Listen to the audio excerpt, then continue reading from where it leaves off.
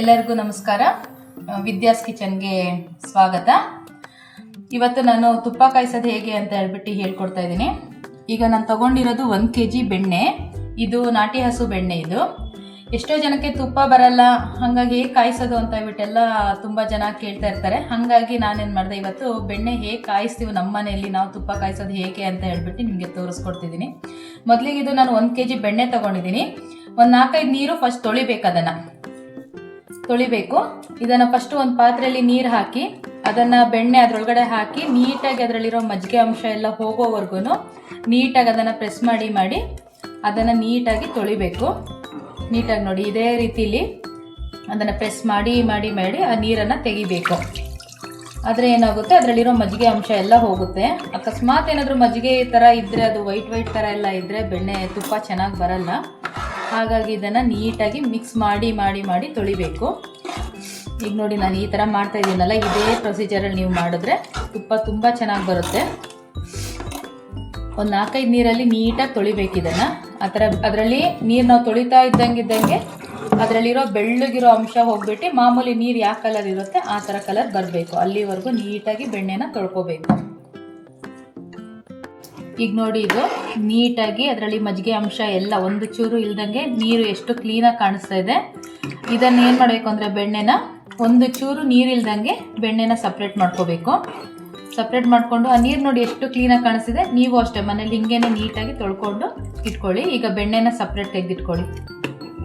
ಈಗ ನೋಡಿ, ಒಂಚೂರು ನೀರಿಲ್ದಂಗೆ ನೀರನ್ನೆಲ್ಲ ನೀಟಾಗಿ ತೆಗೆದುಕೊಂಡಿದ್ದೀನಿ. ಈಗ ಬೆಣ್ಣೆ ಮಾತ್ರ ಇರೋದು. ಈಗ ಇದನ್ನು ನಾನು ಒಲೆ ಮೇಲೆ ಇಡ್ತಾ ಇದ್ದೀನಿ. ಈಗ ನಾನು ಒಲೆ ಅಂಟಿಸ್ಕೊಂಡು ಈಗ ಒಂದು ಕಡೆ ಬೆಣ್ಣೆ ಇಟ್ಟಿದ್ದೀನಿ. ಈಗ ಇನ್ನೊಂದು ಕಡೆ ಅದಕ್ಕೆ ಬೇಕಾಗಿರೋ ಪೌಡ್ರು ಮಾಡ್ಕೋಬೇಕು. ಹಾಗಾಗಿ ಇನ್ನೊಂದು ಸೈಡು ನಾನು ಒಂದು ಚಿಕ್ಕದೊಂದು ಬಾಣಲಿ ಇಡ್ತಾ ಇದ್ದೀನಿ. ಅದಕ್ಕೆ ಈಗ ಒಂದೂವರೆ ಸ್ಪೂನಷ್ಟು ಮೆಂತೆ ಕಾಳನ್ನು ಹಾಕಬೇಕು. 1 ಸ್ಪೂನ್ ಹಾಕ್ತಾ ಇದ್ದೀನಿ ನಾನು. ಅದನ್ನೊಂಚೂರು ರೆಡ್ಡಿಶ್ ಬರೋವರೆಗೂ, ಒಂಚೂರು ಗೋಲ್ಡನ್ ಬ್ರೌನ್ ಬರೋವರೆಗೂ ಸ್ವಲ್ಪ ಹುರ್ಕೋಬೇಕು. ಆ ಕಡೆ ಬೆಣ್ಣೆ ಅದ್ರ ಪಾಡಿಗೆ ಅದು ಕಾಯ್ತಾ ಇರಲಿ, ಅದು ಕರಗಬೇಕದು. ಅಷ್ಟೊತ್ತಿಗೆ ಈ ಕಡೆ ಅದಕ್ಕೆ ಹಾಕಬೇಕಾಗಿರೋ ಪೌಡ್ರು ಮಾಡ್ಕೊಳ್ಳೋಣ. ನೀಟಾಗಿ ಸ್ವಲ್ಪ ಕೆಂಪಗಾಗೋವರೆಗೂ ಮೆಂತೆ ಕಾಳನ್ನು ಹುರ್ಕೋಬೇಕು.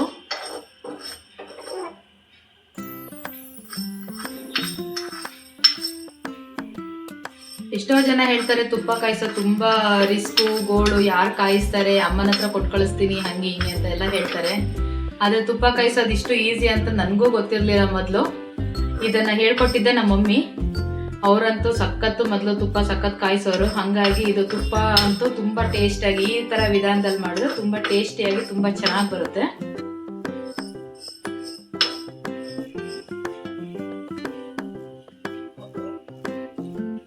ಈಗ ಬಿಸಿ ಆಗ್ತಾ ಇದೆ.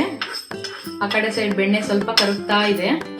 ಅದನ್ನು ಅವಾಗ ಸ್ವಲ್ಪ ಕೈ ಆಡಿಸ್ತಿರ್ಬೇಕು, ಇಲ್ಲ ಅಂದ್ರೆ ತಳ ಅಂಟುತ್ತೆ.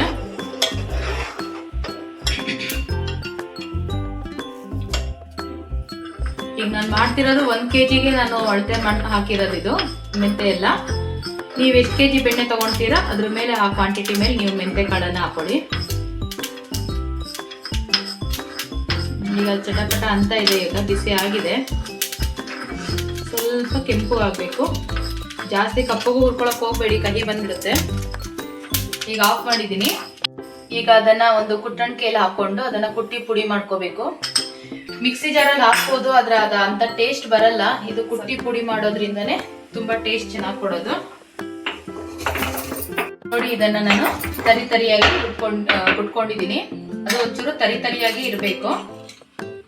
ಈ ತರ ಇರಬೇಕು. ತರಿಯಾಗಿರೋದನ್ನ ಇವಾಗ ಆ ಕಡೆ ಸೈಡು ಬೆಣ್ಣೆ ಇದಾಗಿದೆ, ಕರ್ಗಿದೆ, ಅದ್ರೊಳಗಡೆ ಹಾಕೊಳ್ತಾ ಇದ್ದೀನಿ ಕುಟ್ಟಿರೋ ಪುಡಿನ. ಈಗ ಒಂದು 1/4 ಸ್ಪೂನ್ ಅಷ್ಟು ಅರಿಶಿನ, ಅಡುಗೆ ಅರಿಶಿನ ಇರುತ್ತಲ್ಲ, ಅದನ್ನೇ ಒಂದು 1/4 ಸ್ಪೂನ್ ಅಷ್ಟು ಹಾಕೋಬೇಕು. ಹಾಕೊಂಡು ನೀಟಾಗಿ ಒಳ್ಳೇದೊಂದು ಮಿಕ್ಸ್ ಕೊಡಿ.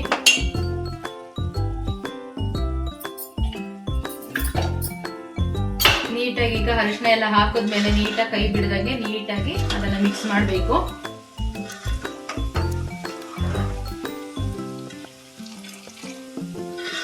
ನೋಡಿ, ಬೆಣ್ಣೆ ಎಲ್ಲ ಕರಗಿ ಅದು ನೀರಿನ ತರ ಬಂದಿದೆ. ಆ ನೀರೆಲ್ಲ ಹೋಗಿ ಅದು ಬೆಣ್ಣೆ ಒಂದು ಎಣ್ಣೆ ರೀತಿಲಿ ಬರುತ್ತದು, ಒಂಥರ ರವೆ ತರ ತುಂಬಾ ಚೆನ್ನಾಗಿರುತ್ತೆ ಅವಾಗ. ಈಗ ನೋಡಿ ನಾನು 5ರಿಂದ ಒಂದು 8 ನಿಮಿಷಗಳ ಕಾಲ ಇದನ್ನು ನೀಟಾಗಿ ಅದನ್ನು ಕಾಯಿಸ್ಕೊಂಡಿದ್ದೀನಿ. ಈಗ ಅದು ಒಂದು ನೀರೆಲ್ಲ ಹೋಗ್ಬಿಟ್ಟು ಒಂದು ಎಣ್ಣೆ ಥರ ಆಗಿದೆ. ಈಗ ನೀಟಾಗಿ ಅದನ್ನು ಮಿಕ್ಸ್ ಮಾಡಿಕೊಂಡು ಈಗ ಇದಿಷ್ಟ ಆಗಿದೆ. ಈಗ ತುಪ್ಪ ಥರ ಆಗಿದೆ. ಈಗ ಅದಕ್ಕೆ ಒಂದು ವೀಳ್ಯದೆಲೆ ಹಾಕಬೇಕು. ಸಣ್ಣ ನೊರೆ ಬರುತ್ತೆ. ಸಣ್ಣ ನೊರೆ ಬಂದಾಗ ಅವಾಗ ಏನು ಮಾಡಬೇಕು, ಒಂದು ವೀಳ್ಯದೆಲೆ ಹಾಕಬೇಕು. ಇದಕ್ಕೆ ನುಗ್ಗೆ ಸೊಪ್ಪಿದ್ರು ಹಾಕಿದ್ರು ತುಂಬ ಟೇಸ್ಟ್ ಕೊಡುತ್ತೆ. ಆದರೆ ಇವತ್ತು ನನ್ನ ಹತ್ರ ನುಗ್ಗೆ ಸೊಪ್ಪಿಲ್ಲ, ಹಾಗಾಗಿ ನಾನೇನು ಮಾಡ್ತಾ ಇದ್ದೀನಿ, ಒಂದು ವೀಳ್ಯದೆಲೆ ಹಾಕ್ತಾ ಇದ್ದೀನಿ.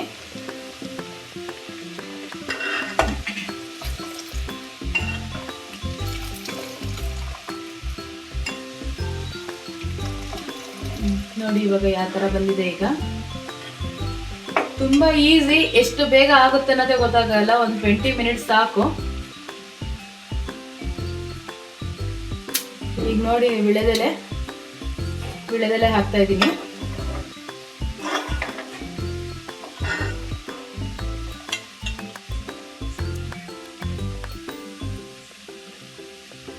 ಈಗ ನೋಡಿ ಸಣ್ಣ ನೊರೆ ಬಂದಿದೆ. ಈ ಟೈಮಲ್ಲಿ ನಾನು ಇವಾಗ ಸಣ್ಣ ನೊರೆ ಬಂದಿದೆ ಅಲ್ಲ, ಈ ಟೈಮಲ್ಲಿ ಕರೆಕ್ಟಾಗಿ ನಾನು ವೀಳ್ಯದೆಲೆ ಹಾಕ್ತೀನಿ.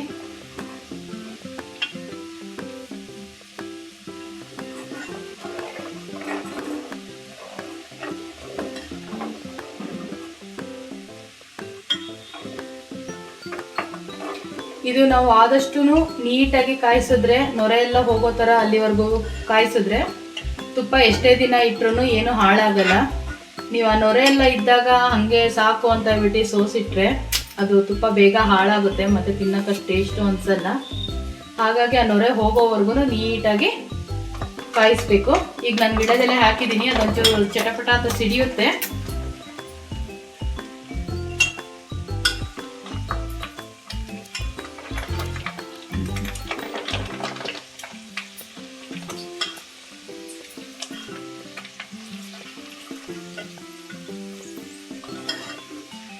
ನಾನು 2 ವೀಳ್ಯದೆಲೆ ಹಾಕಿದ್ದೀನಿ. 1 kg ಬೆಣ್ಣೆಗೆ 2 ವೀಳ್ಯದೆಲೆ ಹಾಕಿದ್ದೀನಿ, ಚಿಕ್ಕವಿದ್ವು ಅಂತ.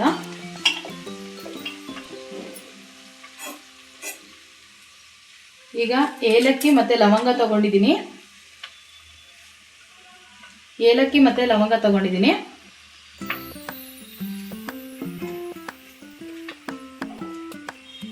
ಲವಂಗನ ಹಾಗೆ ಹಾಕಿ, ಏಲಕ್ಕಿನ ಮಾತ್ರ ಒಂಚೂರು ಕುಟ್ಟಿ ಹಾಕಿ, ಟೇಸ್ಟ್ ಚೆನ್ನಾಗಿ ಕೊಡುತ್ತೆ.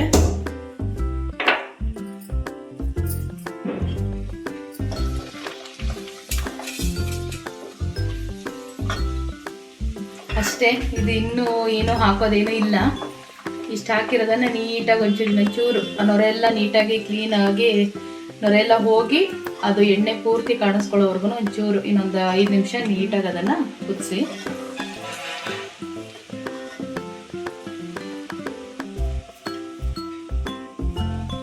ಅಷ್ಟೇ, ತುಂಬ ಈಸಿ ಇದು ಬೆಣ್ಣೆ ಕಾಯಿಸೋದು.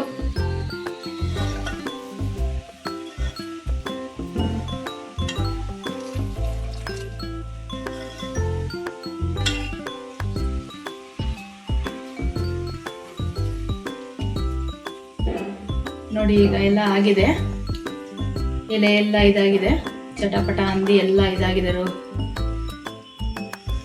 ಈಗ ನೋಡಿ ನೊರೆ ಎಲ್ಲ ಹೋಗಿ ತುಪ್ಪ ರೆಡಿ ಆಗಿದೆ. ಈಗ ನಾನೇನು ಮಾಡ್ತೀನಿ, ಗ್ಯಾಸ್ ಆಫ್ ಮಾಡ್ತಾ ಇದ್ದೀನಿ. ಈಗ ಇದಕ್ಕೆ 1 ಕಲ್ಲಷ್ಟು ಕಲ್ಲುಪ್ಪಿದ್ರೆ 1 ಕಲ್ಲಷ್ಟು ಹಾಕಿ, ನನ್ನ ಹತ್ರ ಕಲ್ಲುಪ್ಪಿಲ್ಲ, ಹಾಗಾಗಿ ನಾನು ಏನು ಮಾಡ್ತಾ ಇದ್ದೀನಿ, ಪುಡಿ ಉಪ್ಪು ಹಾಕ್ತಾ ಇದ್ದೀನಿ, 1 ಚಿಟಿಕೆ ಅಷ್ಟು. ಅದು ಗ್ಯಾಸ್ ಆಫ್ ಮಾಡಿದ್ಮೇಲೆ ಉಪ್ಪು ಹಾಕಬೇಕು. ಹಾಕಿ ನೀಟಾಗಿ ಒಂದು ಮಿಕ್ಸ್ ಕೊಡಿ. ಇದನ್ನು ನೀವು ಎಷ್ಟೇ ದಿನ, ಒಂದು 6 ತಿಂಗಳಿಟ್ರು ಈ ಥರ ಮಾಡಿದ್ರೆ ನೀವು ಒಂದು 6 ತಿಂಗಳಿಟ್ರು ಏನೂ ಆಗಲ್ಲ, ಹಾಳಾಗಲ್ಲ. ಇದೇ ರೀತಿಲಿ ನೊರೆ ಹೋದರೆ ಮಾತ್ರ ತುಂಬ ದಿನ ಇಟ್ಟರು ಏನೂ ಆಗಲ್ಲ.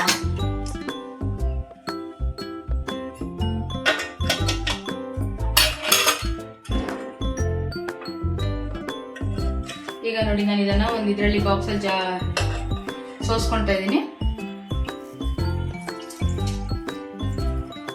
ಮನೆ ಇಡೀ ಎಷ್ಟು ಚೆನ್ನಾಗಿ ಘಮ ಘಮ ಅಂತ ವಾಸನೆ ಬರ್ತಾ ಇದೆ ಅಂದರೆ, ಅದೇ ನಾವು ಅಂಗಡಿ ತುಪ್ಪ ತಗೊಂಬಂದು ತಿಂದರೆ ಈ ಸ್ಮೆಲ್ ಇರಲ್ಲ, ಈ ಟೇಸ್ಟು ಇರಲ್ಲ.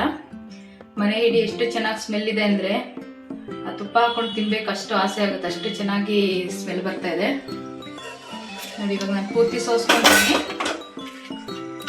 ಇದನ್ನು ನೀಟಾಗಿ ಕ್ಯಾಪ್ ಟೈಟ್ ಇರೋ ಬಾಕ್ಸಲ್ಲಿ ಹಾಕಿ ಇಟ್ಬಿಟ್ರೆ ಎಷ್ಟು ನೀವೊಂದು ಏನಿಲ್ಲ ಅಂದರೂ ಒಂದು 3 ರಿಂದ 4 ತಿಂಗಳು ಆರಾಮಾಗಿ ಎತ್ತಿಟ್ಕೋಬೋದು. ಸ್ಟೋರ್ ಮಾಡಿ ಇಟ್ಕೊಂಡ್ರೆ ಏನೂ ಆಗಲ್ಲ. ನಮ್ಮ ಮನೆಯಲ್ಲಂತೂ ಇದೊಂದು 15-20 ದಿನದಲ್ಲೇ ಖಾಲಿ ಆಗೋದು. ಈಗ ತುಪ್ಪ ರೆಡಿಯಾಗಿದೆ. ಈಗ ಇದನ್ನು ನೀವು ಒಳ್ಳೆ ಕ್ಯಾಪ್ ಟೈಟ್ ಇರೋ ಬಾಕ್ಸಲ್ಲಿ ಹಾಕ್ಬಿಟ್ಟು ನೀಟಾಗಿ ಸ್ಟೋರ್ ಮಾಡಿ ಇಟ್ಕೊಂಡ್ರೆ ಒಂದು 3-4 ತಿಂಗಳಂತೂ ನೀಟಾಗಿ ಇಟ್ಕೋಬೋದು. ತುಂಬ ಎಷ್ಟು ಚೆನ್ನಾಗಿ ಸ್ಮೆಲ್ ಬರ್ತಾ ಇದೆ ಅಂದರೆ ಮನೆ ತುಂಬ ಘಮ ಘಮ ಅಂತ ಸ್ಮೆಲ್ ಬರ್ತಾ ಇದೆ. ಹಾಯ್ ಫ್ರೆಂಡ್ಸ್, ನೋಡಿ ಇದು ನಾನು ತುಪ್ಪ ಕಾಯಿಸಿರೋದು. ಒಂದಿನ ಇಟ್ಟಿದ್ದೆ ನಾನು. ಈಗ ಎಷ್ಟು ಚೆನ್ನಾಗಿ ತುಪ್ಪ ಬಂದಿದೆ ಅಂತ ನೋಡಿ.